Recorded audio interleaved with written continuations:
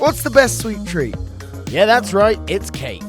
From the young man fighting food insecurities through baking to a French cake cooked in a very unconventional way. What's your favorite cake? Let us know in the comments. I knew I liked baking and I knew I was good at it, so I decided to start a business off of it. There are people that are going through a rough time and I just wanted to give them something that I know they don't get all the time. They probably get soup, probably get a sandwich, but I wanted to give them something like a cupcake. So every dessert that someone buys, I give dessert to someone in need. This great big story was made possible by Gâteau. Believe it, Gâteau could save you 15% or more on car insurance.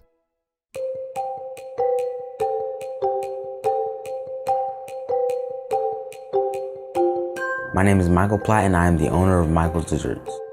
I was 11 years old when I started and now I'm 14 years old. I was diagnosed with epilepsy when I was 8 or 9 and it got me into baking because I was doing a bunch of other stuff. I was doing gymnastics, I was swimming, climbing trees, riding my bike. Epilepsy put a bunch of restrictions on those other things, but there were no restrictions on baking.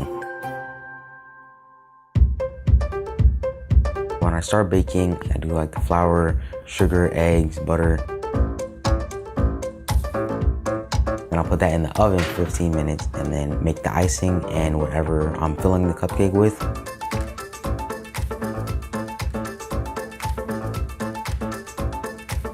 After the cupcakes have cooled and everything is made, I will ice the cupcake and package it. On average, I go through probably 20 pounds of flour, 15 pounds of sugar, a couple gallons of heavy cream, and around 6 boxes of cocoa powder per month. I sell around 170 cupcakes a month, and that also means that I donate around 170 cupcakes a month. Since the beginning, I've donated almost 10,000 cupcakes.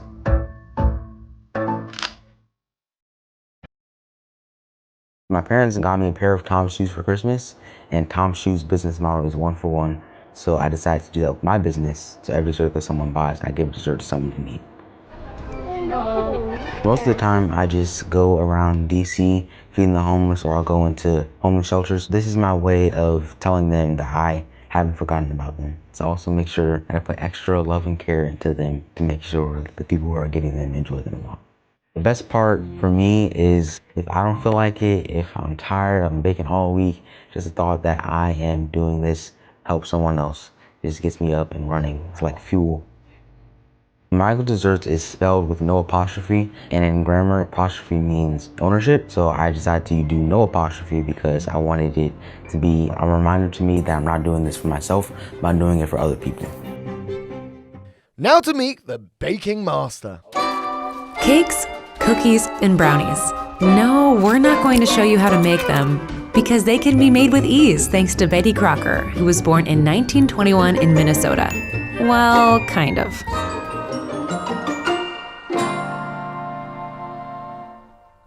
In 1921, the Washburn-Crosby Company, now known as General Mills, ran a contest for people to complete a puzzle for the most coveted prize, a pincushion. Yes, one of your very own. Surprisingly, a lot of people wrote in to claim their prize, but with a little PS. How do I make my sponges? How much flour should I use? They wanted baking advice. So the customer service department began to reply, and to make their tips seem more genuine, they signed their letters Betty Crocker.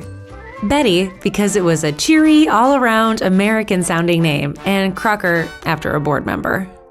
Not being a real person didn't stop Betty Crocker from having a very successful radio show, the Betty Crocker Cooking School of the Air, with a different accent in every state.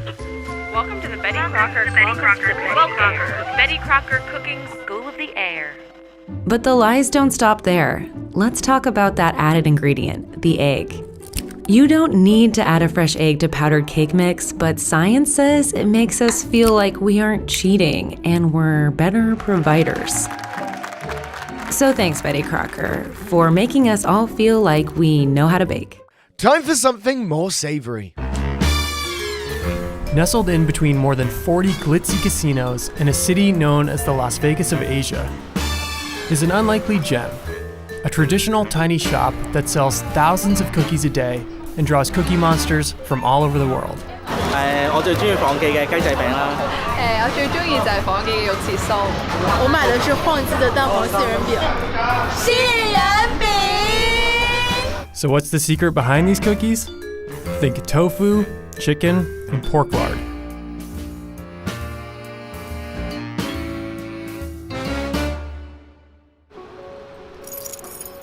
I叫高培基，我今年就69歲㗎啦。我係仿記餅家第3代嘅傳人。我哋嘅糕點大約有10幾20種。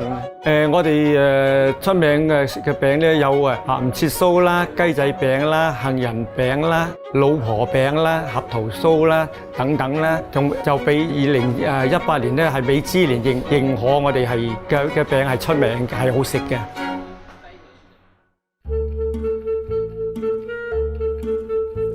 創業嘅時候係我阿爺咧，光緒28年創業嘅。我由細個至大，我都係睇到我父母咧係做嗰啲糕點嘅。由我17歲做到而家，我做咗51年㗎啦。我哋做我哋啲餅咧已經係百幾年前嘅，由我阿爺開始做嘅。我哋嘅餅食特別嘅地方就我哋係手工製造嘅，就唔係用機器嘅。因為個傳統嘅配方咧，佢係冇其他嘅現代嘅科學嘅化學嘅嘢。雞仔餅咧，亦都係我哋嘅糕點之中咧，係最受歡迎嘅其中一種。一般咧，我哋做雞仔餅咧，從頭到尾咧都要大約都要成3個鐘頭先做得完。雞仔餅咧，其實咧就係冇雞肉嘅，佢只係有豬肉嘅啫。雞仔餅咧，主要個材料咧就係有少少豬肉同埋南乳，就有啲芝麻同埋有啲香料啊。我哋做嘅時候，我哋做嘅餅咧都係用翻從傳統嘅秘方。有好多人咧就由細食到大，都係同樣嗰個口味，就等佢哋都係可以找翻到童年嘅回憶。我咧就今年退休啦，咁我留俾我個侄做。我希望佢咧就繼承上3代嘅嗰個手藝嘅，再傳落去，希望佢更加發揚光大。Finally, something a little more European. Le gâteau à la broche, c'est succulent, c'est extra et c'est authentique.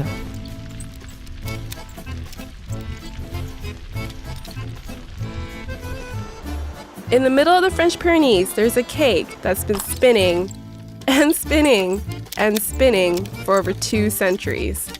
Joseph here has formed a society to keep the recipe going. Je m'appelle Joseph Lost et je suis le président de la confrérie du gâteau à la broche d'Arro. And he's in charge of a cake with quite a curious past. Bien, l'histoire du gâteau à la broche, le peu qu'on en connaît, ce sont les soldats de Napoléon, il y a environ 200 ans, qui ont ramené ça de leur retraite de Russie.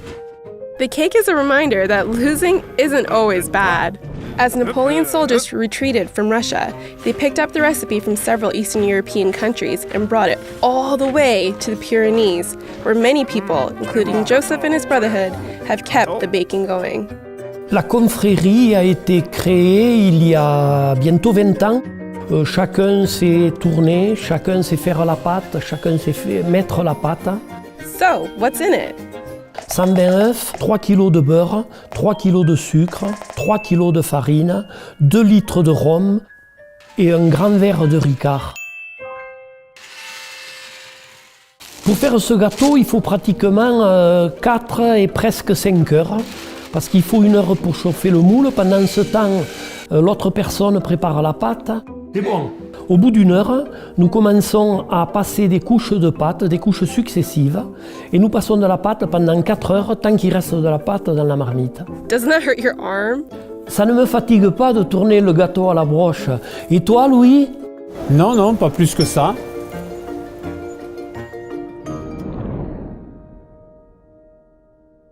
Nous faisons une 50aine de gâteaux par an. Cette tradition perdure depuis 200 ans parce que le gâteau à la broche est devenu le gâteau incontournable de toutes les fêtes de famille. Je sens bien sûr de la joie en fabriquant ce gâteau parce qu'on a l'impression de transmettre quelque chose, une certaine valeur, à tous nos jeunes ainsi qu'à tous les gens qui viennent nous visiter.